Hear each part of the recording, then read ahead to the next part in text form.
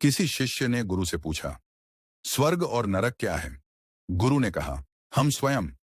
तब शिष्य ने अपने गुरु से पूछा, मैं जानना चाहता हूं कि स्वर्ग और नरक कैसे है?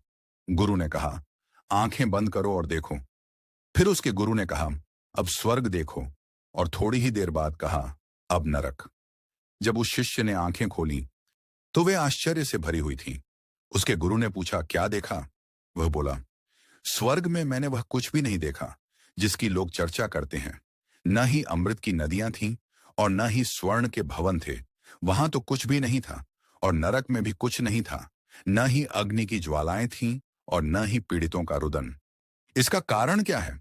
क्या मैंने स्वर्ग नरक देखे या नहीं देखे?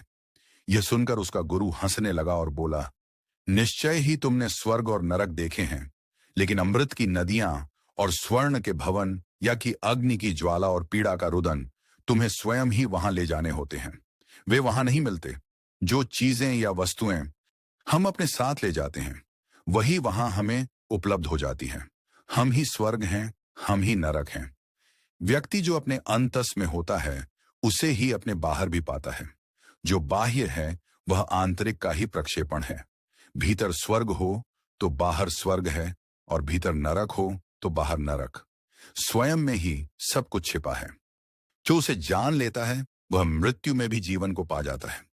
उसका न आदि है और न अंत।